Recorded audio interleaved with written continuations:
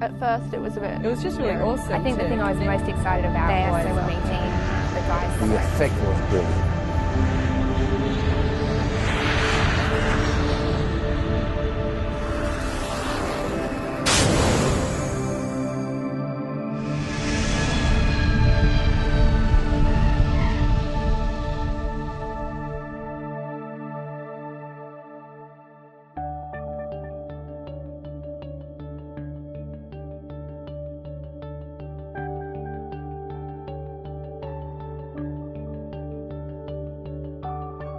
I wasn't expecting it to be this chaotic. Manila is insane. You feel just when you walk, like we walked down the street earlier to have some lunch, and it was incredible. Like cars just going in every direction, and they drive on the wrong side of the road, like America.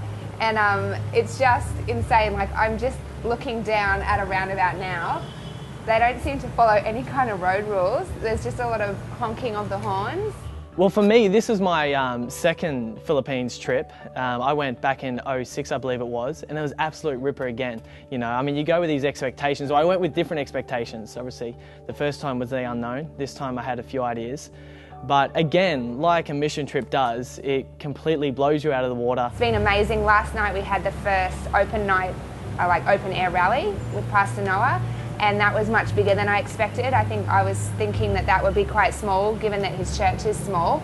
But in the afternoon, we all went out and handed out little flyers inviting people to come just into the local community, and heaps of people were there. So that was exciting. They'd set a stage up outside, and yeah, when we got there, there was just rows and rows of people of all ages, little kids and their parents and even older ones. And so I think the music draws them in, but they all stayed there all night and seemed really impacted by what was shared. We were all able to share in different ways.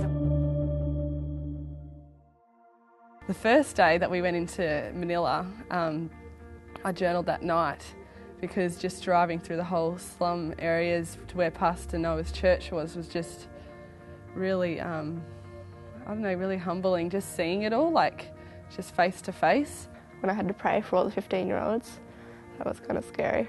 I was like shaking. And yeah, I was like 10 times taller than them. I went over, I felt somewhat prepared, and I'd put together some messages, and I took my, book that I'd been journaling in, because I knew that I would obviously have the opportunity to speak. As organised as it was, there were still moments when you would just be called upon to come and bring a word from God, and the people had such high expectation that you would deliver a timely word from God. And so the big thing for me, I think, that I realised was, as busy as a missions trip is, it was so important to still make time for your personal time in prayer of a morning and your time in the Word and getting into your devotions, because then you could draw from that when the opportunity arose. Some of the youth had just jumped up onto the drums and jumped up onto the instruments, and without knowing any of the chords, without knowing any of the music, but they just had such a willing heart, and they were just so excited just to worship God. It doesn't matter whether they knew the song or not. It just really made me realise that we have so much here, but yet we sometimes don't have the heart. Like we just kind of, it's more about music and not worshipping God, but over there they just have such a eagerness at such a young age. Even though they don't have much, they just put so much into everything that they do, and it just really challenged me to just really that everything I do, just to do it with all of my heart. At first it was a bit scary, getting up and talking in front of 20 people. And then you had to go to the jam stand and talk in front of 600, so that was kind of scary. But it kind of helped knowing that they were all shocked by the fact that I was 15. Building a relationship with a couple of the girls, and just that they were the same age as me, and just the challenges that they face and the things that they face are just nothing that we could even comprehend here. We just, our problems here just seem so small. Going over there just makes you just know how blessed that our country is and how blessed we are, and then how much responsibility we have to reach out to those who don't have a lot or have as much as what we have been blessed with.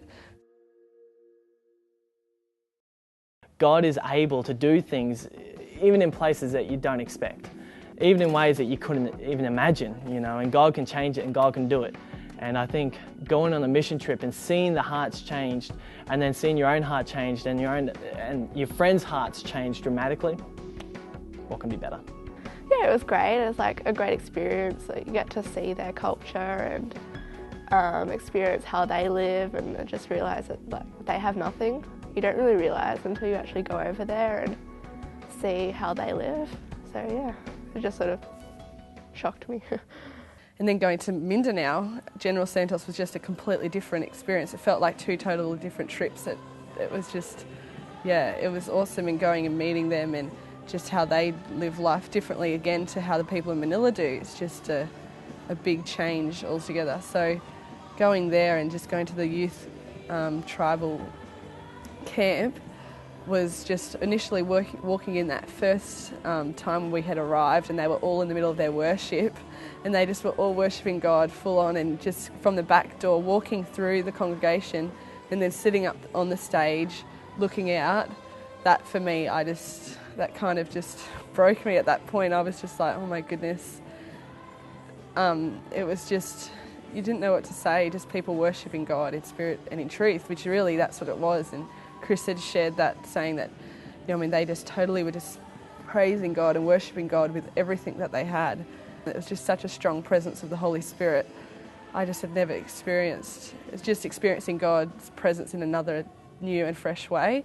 So that was overwhelming. 2009 to the Philippines was probably one of my best mission trips that I've been to. I've been going to the Philippines now for maybe the last 9 years. And this team that we had this time was such a complete team. It was a wonderful team. One of the most exciting things about that trip was that one of the guys who was in the meeting watching us minister to the crowd, he was a man who had committed a crime many years ago and was wanted by the police.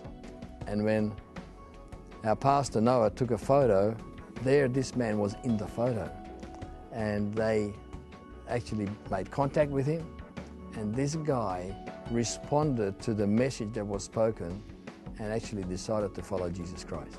I also went on this trip wanting to experience more of God in terms of my spiritual gifts. I think over here I've always maybe been a little bit nervous about believing God for a word for somebody, or a word of prophecy or a word of encouragement. But over there, it's almost like you're living at this higher level of faith, and you are really believing God that you're waiting upon Him to give you a word. And I was able to do that almost a lot easier over there. And there's no reason why you can't live at that higher level of faith back here. There's no reason that should just happen on a missions trip. In Jansen, and all in Manila too, they're just always so alive, and no matter how late it is or anything, like their praise and worship will go on for hours. They're just so full of energy. It's like we need to be more alive and express, like true worship comes from the heart, and we need to express that, and it makes me appreciate things so much more, actually being there and experiencing it. Heaven's all around us, each and every day. Someone's giving all they've got, someone else's sake. If you ever doubt it, just think about the cross. When it comes to love, you don't count the cost. You don't count the heartaches, you don't count the sacrifice. All that counts is what you feel inside. It doesn't really matter what it's gained or what it's lost. When it comes to love, you don't count the cost. You don't count the heartaches, you don't count the sacrifice. All that counts